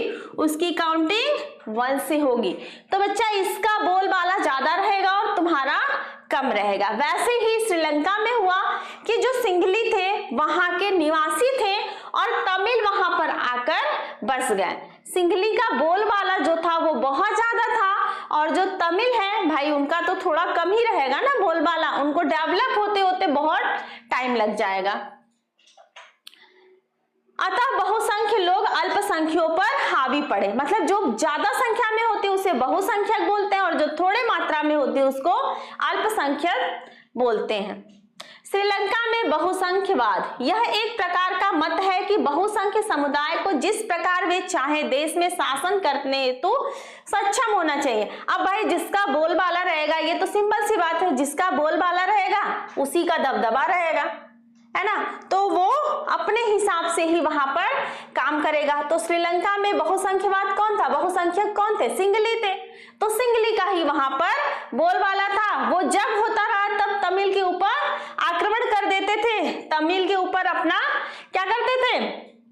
अपना अधिकार जमाते थे, अपने निर्णयों को, अपने मतों को उनको बाध्य करते थे, मतलब उनको मजबूर करते थे स्वीकार करने के लिए, ठीक है बच्चा। श्रीलंका में गृह युद्ध के कारण, जिनके कारण किस लिए श्रीलंका में गृह युद्ध हुआ? गृह युद्ध मतलब होता है जैसे आपके घर में, एग्जाम्पल बता रही हूँ, जैसे घर में आपके भाई और बहन आपस में लड़ते हो तो वो गृह युद्ध है, क्योंकि वो आपके घर के अंदर हो रहा है। लेकिन अगर आप जैसे कहीं और लड़ाई करते हो तो वो बाहर ही हो गई। तो गृह युद्ध मतलब श्रीलंका में ही दो जातियों के बीच में, सिंघली और तमिल, ठीक है, इन दो जातियों के बीच में जब वहां पे लड़ाई हुआ तो उसे ही बोले गृह युद्ध। और क्यों हुआ आइए देखते हैं। सिंघली वर्चस्व स्थापित करने के कारण, सिंघली मतलब सिंघली क्या थे? मतलब सिंघली बहुत पावरफुल थे, हर जगह उनका बोलबाला था, इसलिए वो लोग अपना वर्चस्व मतलब होता अधिकार, हर जगह वो लोग अपना अधिकार करना चाहते थे। सिंघली को राजभाषा घोषित करने के कारण, अब सिंघली थे, सिंघली क्या करते थे, सिंघली मतलब ये सोचे कि हमारी जो लैंग्वेज है, 1956 में श्रीलंका में एक अधिनियम पारित किया गया जिसके तहत सिंघला को एकमात्र अधिकारित भाषा स्वीकार किया गया, इस कारण तमिल भाषा की उपेक्षा की गई, मतलब वहां पे सिंघली भाषा को अपनाया गया। ठीक है, तो जो तमिल लोग थे, तमिल लोगों को लगा कि जो तमिल लैंग्वेज है, ठीक है, तमिल लोगों को लगा कि जो तमिल लैंग्वेज है उसका क्या हुआ, उसका उपहास हुआ, मतलब उसका विरोध हुआ या उसको अपमानित किया गया। ठीक है, उसको तमिल लोगों को लगा कि मेरे लैंग्वेज को अपमानित किया गया है, तो उस कंडीशन में क्या हुआ, वो भी गृह युद्ध का एक कारण बना, सिंघली लोगों को प्राथमिकता देने के कारण। और इसमें क्या हुआ बच्चा कि जो सिंघली थे उनको ज्यादा प्राथमिकता दी जाती थी और तमिल लोगों को कम प्राथमिकता दी जाती थी। कहीं भी शिक्षा में मतलब एजुकेशन में, नौकरी में, कहीं भी हर जगह पर किसको, सिंघली को, हर जगह सिंघली लोगों को ज्यादा आगे लाया जाता था और उनके मुकाबले जो तमिल थे, तमिल लोगों को कम आगे लाया जाता था या उनके बातों को सुनते सुनते बहुत टाइम हो जाता था। तो इस कारण बच्चा श्रीलंका में क्या हुआ, इस कारण श्रीलंका में गृह युद्ध हुआ। 4 पॉइंट देख लेते हैं। 4 पॉइंट है बौद्ध धर्म को राजधर्म की मान्यता प्रदान करने का कारण, मतलब श्रीलंका में बौद्ध धर्म, वहां के मानने वाले कौन थे, बौद्ध धर्म थे, तो जो बौद्ध धर्म श्रीलंका में मानने वाले थे उसको क्या किया गया, उसको राजधर्म मानने के लिए, कि मतलब जो श्रीलंका में रहेगा, ठीक है बेटा, जो श्रीलंका में रहेगा उसको बौद्ध धर्म को स्वीकार करना पड़ेगा, मतलब बौद्ध धर्म को मानने के लिए उसको बाध्य किया जाता था। ठीक है बच्चा, तो इस कारण भी श्रीलंका में गृह युद्ध हुआ। आई होप बेटा ये क्वेश्चन आप लोगों को बहुत अच्छे से समझ में आ गया होगा। ठीक है, आगे बढ़ते हैं। संघीय व्यवस्था क्या था, भारत की संघीय व्यवस्था की किन्हीं 2 विशेषताओं का वर्णन करो। संघवाद सरकार का वह स्वरूप है जिसमें देश के भीतर सरकार के कम से कम 2 स्तर मौजूद हैं, पहला केंद्रीय सरकार और दूसरा स्थानीय या राज्य सरकार। अब ये सबको पता है कि संघवाद में केंद्र सरकार और राज्य सरकार दोनों मिलकर ही काम करते हैं। भारत की स्थिति में संघवाद को स्थानीय, केंद्रीय और राज्य सरकार के मध्य अधिकारों के वितरण के रूप में परिभाषित किया जा सकता है। संघीय शासन व्यवस्था में एक ही समय में एक से अधिक प्रकार की सरकारें किसी देश में शासन करें, सभी सरकार को अपने अधिकार संविधान से मिले हुए हैं, मतलब जो हमारा संविधान है, जो संविधान की पुस्तक है, उसमें जो सरकार होती है उसके सभी अधिकार उसको मिले हुए हैं। अगर आप सोचो कि मैं भी गवर्नमेंट बन जाऊं, ठीक है, मैं भी प्रधानमंत्री बन जाऊं, तो बच्चा प्रधानमंत्री बनने से लिए बनने के बाद आपको जो संविधान द्वारा एक पुस्तक लिखी हुई है, ठीक है, उसमें सारे रूल्स रेगुलेशन लिखे हुए हैं, जो भी उस पोस्ट पे जाता है वो सारे नियम को पढ़ता है, सारे कानून को पढ़ता है, उसको पूरा टाइम टू टाइम उसको फॉलो भी करना होता है। बस ये नहीं कि जाके कुर्सी मिल गई, कुर्सी पे आराम से बैठ जाओ, बस हर जगह तुम्हारा ही बोलबाला हो, ऐसा नहीं होता है।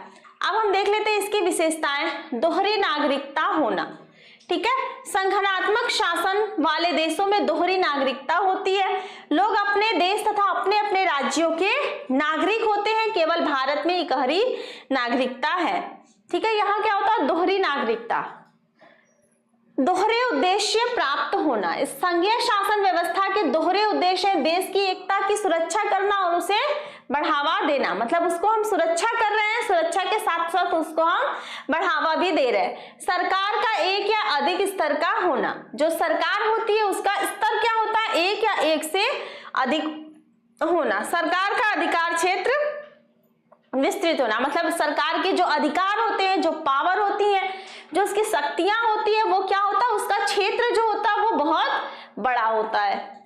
सुरक्षा प्रदान करने में सहायक, जो गवर्नमेंट होती है वो हर जगह सुरक्षा प्रदान करने में बहुत महत्वपूर्ण अपनी भूमिका को निभाती है। मौलिक प्रावधानों को दोनों स्तरों की सरकारें सहमति से बदलना। अगर किसी भी तरह का प्रावधान किया जा रहा है या किसी भी तरह का बदलाव किया जा रहा है तो केंद्र और राज्य, ठीक है, दोनों सरकारें जो होती हैं आपस में आपसी सहमति के बाद उसको चेंज करती हैं। संविधान को व्याख्या करने का अधिकार, संविधान को व्याख्या करने मतलब जो संविधान की पुस्तक है उसमें जो भी उल्लिखित बातें हैं उसको मतलब व्याख्या, उसको पूरा बताने का उसको अधिकार है कि पूरा वो व्याख्या करे, वो पूरा डीलिंग करे, उसको बहुत अच्छे से समझाए। वित्तीय स्वायत्तता निश्चित करने के लिए, वित्तीय स्वायत्तता निश्चित करने के लिए विभिन्न स्तर की सरकारों के लिए राजस्व के अलग अलग स्रोत निर्धारित है, उसका भी उसको अधिकार है। आपातकाल में केंद्र की एकात्मक शक्तियां, कभी कभी होता है देश में ऐसा कंडीशन हो जाता है आपातकाल, ठीक है, तो उस कंडीशन में क्या होता है कि ये जो दोनों की शक्तियां हैं, ठीक है, दोनों की शक्तियां एक दूसरे से मिलकर और एकात्मकता मतलब एक शक्ति हो जाती है और उस शक्ति का प्रयोग उस समय किया जाता है। किस समय किया जाता है बच्चा? आपातकाल में उस शक्ति का प्रयोग किया जाता है। ठीक है बच्चा। क्वेश्चन नंबर 4 है, भारत में स्थानीय स्वशासन से आप क्या समझते हैं? इस शासन के किन्हीं 2 गुणों एवं किन्हीं 2 दोषों का उल्लेख कीजिए। स्थानीय स्वशासन के गुण, स्थानीय स्वशासन के माध्यम से शासन में समाज के अंतिम व्यक्ति की भागीदारी सुनिश्चित होती है, जिसमें सुदूर ग्रामीण प्रदेशों के नागरिक भी लोकतंत्रात्मक संगठनों में क्या करते हैं? रुचि लेने लगते हैं। स्थानीय लोगों को उस स्थान विशेष की परिस्थितियों, समस्याओं एवं चुनौतियों की बेहतर जानकारी होती है, अतः निर्णय में विसंगतियों की संभावना न्यूनतम होती है। मतलब जो स्थानीय लोग होते हैं, जो वहां के रहने वाले होते हैं, उनको क्या होता है कि उस बारे में बहुत अच्छी तरीके से जानकारी होती है। महिलाओं को न्यूनतम 1/3 आरक्षण प्रदान करने से महिलाएं भी मुख्य धारा में शामिल हो गई हैं। महिलाओं को भी अब उसमें राजनीति में आरक्षण सीट मिल गया है। इसके माध्यम से केंद्र एवं राज्य सरकारों के मध्य स्थानीय समस्याओं को विभाजित कर उनका समाधान अधिक प्रभावी तरीके से किया गया। मतलब केंद्र और राज्य, ठीक है, केंद्र और राज्य सरकारें जो दोनों ही हैं उनको अपने अपने अधिकार दे दिए गए हैं, तो उस हिसाब से वो लोग अपना कार्य करते हैं। यह स्वस्थ राजनीति की प्रथम पाठशाला साबित हो सकती है, जहां से जमीनी स्तर पर समाज के प्रत्येक पहलू की समझ रखने वाले एवं स्थानीय समस्याओं के प्रति संवेदनशील नेता भविष्य के लिए तैयार हो सकते हैं, जितने भी लीडर होते हैं। इसकी समस्याएं देख लेते हैं। स्थानीय सरकारों को दिया गया धन उनकी मूलभूत आवश्यकताओं को पूरा करने के लिए पर्याप्त नहीं होता। जो स्थानीय सरकार होती है, जितना भी उनको पैसा दिया जाता है, उन्हीं की आवश्यकताओं को पूरा करने के लिए नहीं होता।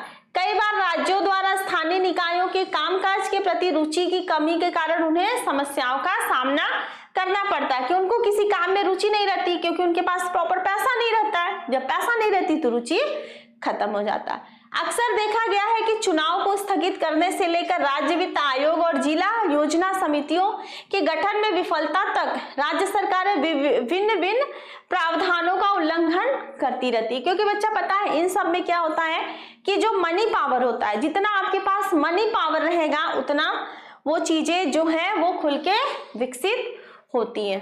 कर्मचारियों की कमी और बुनियादी ढांचे की कमी जैसे मुद्दे सदैव ही स्थानीय निकायों के कामकाज में बाधा डालते हैं। पंचायतों और नगर पालिकाओं की वित्तीय शक्तियों का कुशलतापूर्वक उपयोग अब तक संभव नहीं हो पाया। जो भी कुशलतापूर्वक है वो संभव नहीं हो पाया है। अधिकांश राज्य सरकारों ने स्थानीय सरकार के समानांतर ही अन्य निकायों की स्थापना कर दी है, ताकि वह स्थानीय सरकार के क्षेत्राधिकार तक पहुंच प्राप्त कर सके। क्वेश्चन नंबर 5 पे आ जाते हैं हम लोग। बताइए कि भारत में किस तरह अभी भी जातिगत असमानताएं जारी हैं।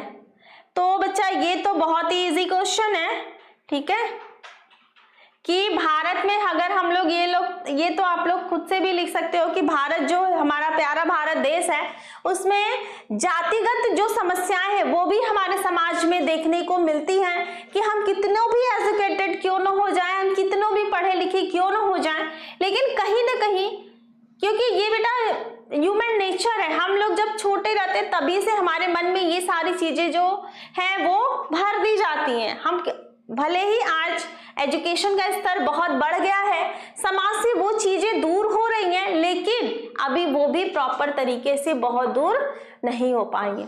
ठीक है बच्चा, तो हमारे मन में कहीं ना कहीं वो चीजें घर करके बैठी हुई हैं कि ये इस कास्ट का है, वो इस कास्ट का है, मतलब जाति में जो भेदभाव होता है वो हमारे मन में कहीं ना कहीं वो खुल के सामने आ ही जाता है। कितनों भी हम कहें कि नहीं मुझे जाति से कोई भेदभाव नहीं है, कोई वो नहीं है, लेकिन वो कहीं ना कहीं आपको दिख ही जाता है।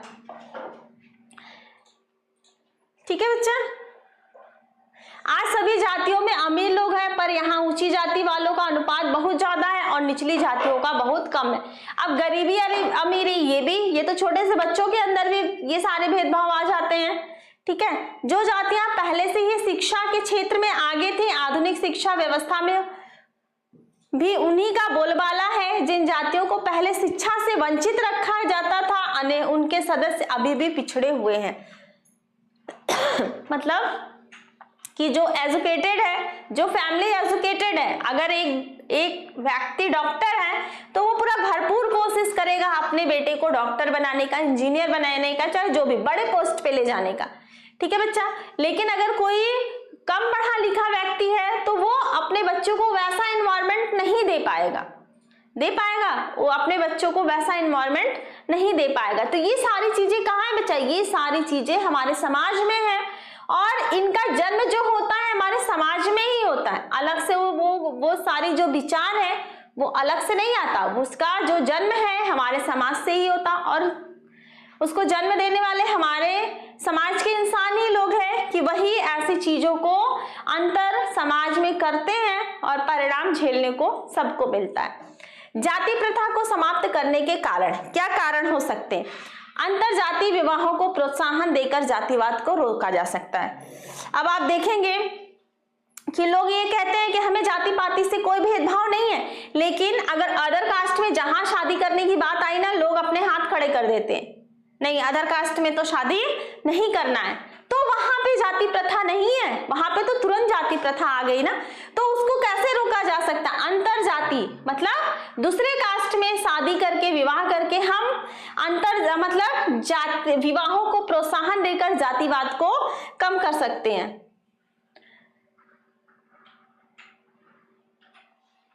ठीक है बेटा, ये देखो 2 बार हो गया है, एक ये हो गया,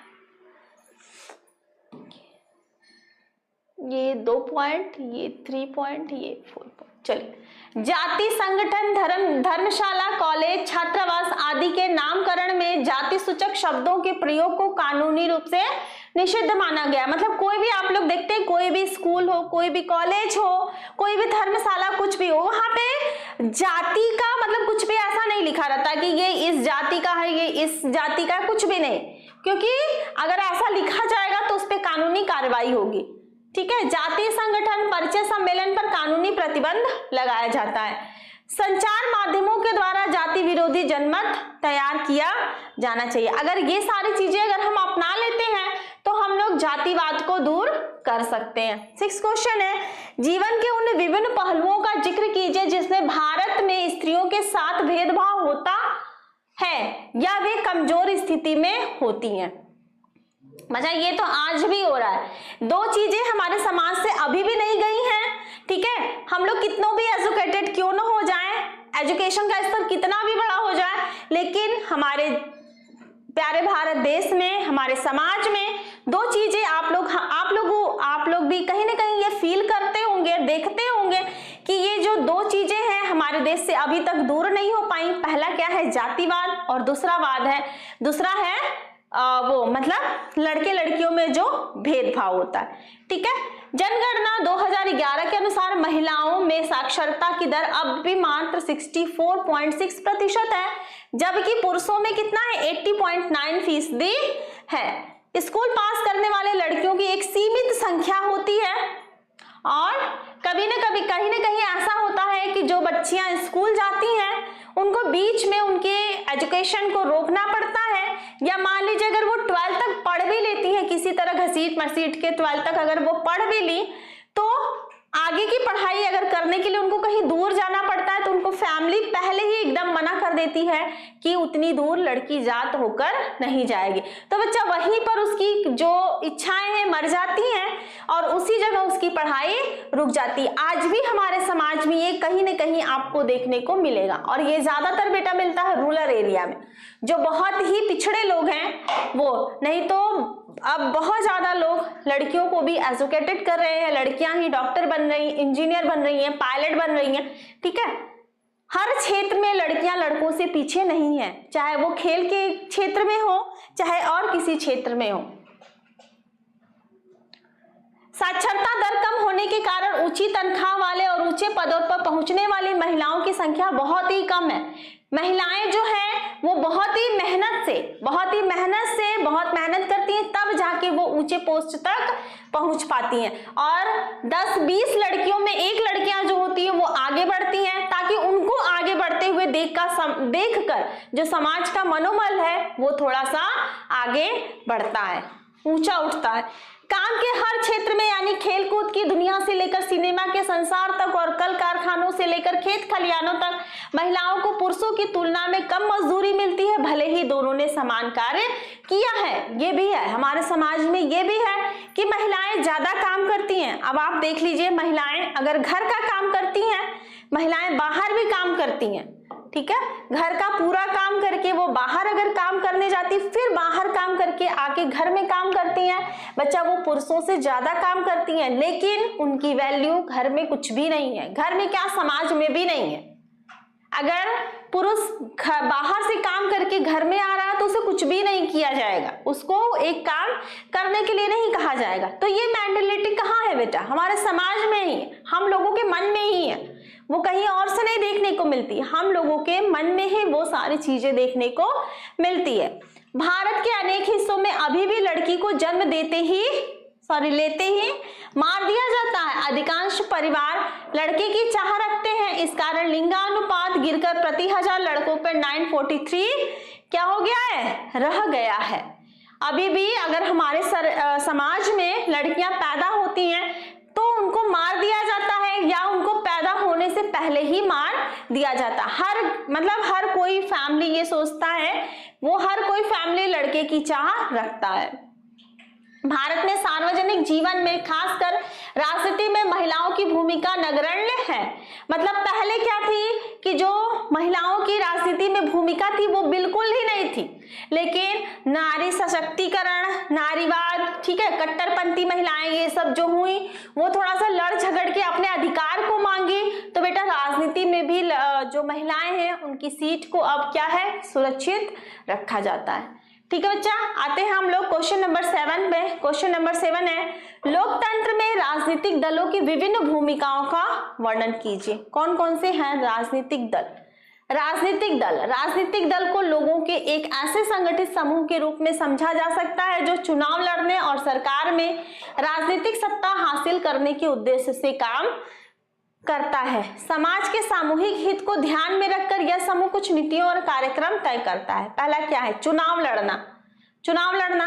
अब इनका लोकतंत्र का ये काम है ना, राजनीतिक दल चुनाव लड़ते हैं। अधिकांश लोकतांत्रिक देशों में चुनाव राजनीतिक दलों द्वारा खड़े किए गए उम्मीदवारों के बीच लड़ा जाता है। अब जब चुनाव होता है तो वो उम्मीदवारों के बीच में ही लड़ा जाता है। जैसे आप हो, कोई आपके फ्रेंड हो, कोई और इधर उधर के हैं 4-5 दल जो तैयार हो जाते हैं उम्मीदवार, उन्हीं के बीच में जो चुनाव को लड़ा जाता है उनका चुनाव चिन्ह दे दिया जाता है। अब लड़ो मतलब फाइटिंग नहीं, ठीक है, लड़ो मतलब वहां पे फाइटिंग नहीं करना है।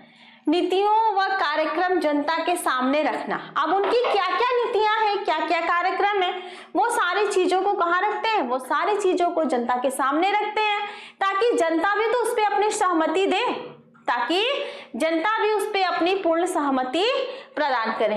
कानून निर्माण में निर्णायक भूमिका, और कानून के निर्माण में वो लोग एक निर्णायक के रूप में अपनी महत्वपूर्ण भूमिका को निभाते हैं। सरकार बनाना, दल ही सरकार बनाने व चलाते हैं। जो दल चुनाव जीतता है वह सरकार बनाता है। अब मान लीजिए चुनाव चल रहा है, चुनाव का दौर है, चुनाव चल रहा है, चुनाव लड़ा जाता है, वोटिंग की जाती है, उसमें से जिसकी बहुमत ज्यादा रहती है वो पार्टी जीत जाती है। जो पार्टी जीत जाती है बस वो सरकार बन गई कि नहीं, वो सरकार बन गई। चुनाव जीतता है वो सरकार बनाता है और वही देश चलाता है, नीतियों के फैसला लेता है, वही सारी चीजों को करता है। विरोधी दल के रूप में काम करना। अब जब 4-5 दल उठते हैं तो बेटा जीत तो एक ही की होगी, ऐसा तो नहीं है ना कि 5 दल उठा तो जीत 5 की हो गई, 5 में से कोई एक ही जीतेगा। तो जो जीतेगा वो विरोधी, अब वो लोगों का विरोधी दल हो जाएगा, तो उसको देश चलाने के साथ साथ उसको विरोधी दल का भी सामना करना पड़ता है कि नहीं। चलिए, लोकतंत्र किस तरह उत्तरदायी, जिम्मेवार और वैध सरकार का गठन करता है। लोकतांत्रिक व्यवस्था उत्तरदायी, जिम्मेवार और वैध सरकार का गठन करती है। कैसे? स्वतंत्र और निष्पक्ष चुनाव। स्वतंत्र मतलब जो चुनाव होना चाहिए वो स्वतंत्र होना चाहिए, मतलब पूर्ण रूप से स्वतंत्रता होनी चाहिए। किसी को किसी से चुनाव लड़ने के लिए या किसी को वोटिंग करने के लिए बाध्य नहीं करनी चाहिए। और उसे क्या होना चाहिए? निष्पक्ष, मतलब ये नहीं कि किसी के पक्ष में आकर चुनाव दे, बिल्कुल निष्पक्ष चुनाव होना चाहिए। कानूनों पर खुली चर्चा, मतलब जितने भी कानून बनाए जा रहे हैं उसको चर्चा, जो उस पर बातचीतें होती है बिल्कुल खोल के, ये नहीं कि तुम्हारे मुंह पर ये बात करें उसके मुंह पर ये बात करें, तो इससे प्रॉब्लम हो जाती है। सूचना का अधिकार। लोकतांत्रिक देशों में नागरिकों को सरकार तथा कामकाज के बारे में जानकारी पाने का अधिकार होता है। जो लोकतांत्रिक देश है वहां पर पूरा उसको अधिकार दिया जाता है किसी भी तरह की सूचना को प्राप्त करने का। जवाबदेह सरकार का गठन।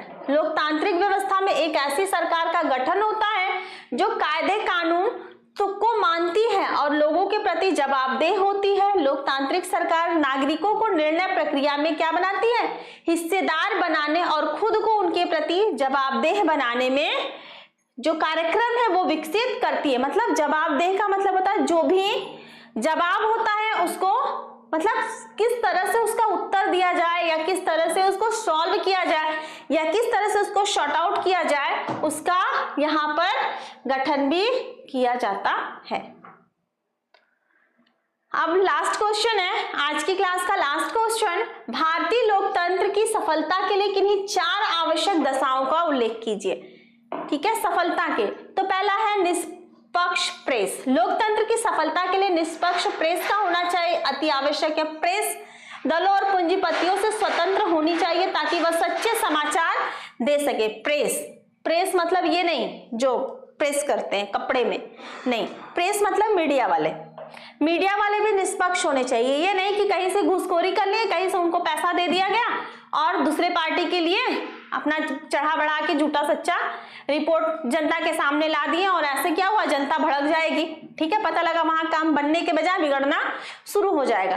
तो जो मीडिया वाले होते हैं बच्चा, वो भी क्या होना चाहिए? वो भी निष्पक्ष होने चाहिए कि जो जनता तक जो रिपोर्ट पहुंचा रहे हैं, जो न्यूज पहुंचा रहे हैं, वो भी सच होना चाहिए, सही होना चाहिए, झूठ नहीं होना चाहिए। गरीबी का अंत। लोकतंत्र की सफलता के लिए यह आवश्यक है कि गरीबी का अंत किया जाए और जनता को क्या किया जाए? जनता को भरपेट भोजन मिले और मजदूरों का शोषण न हो तथा समाज में आर्थिक समानता हो। गरीबों का बच्चा जब शोषण होगा तब ये दिक्कत हो जाएगी। तो गरीबों का शोषण ना हो, हर घर मतलब जितने भी मतलब सबको भरपेट भोजन की व्यवस्था हो।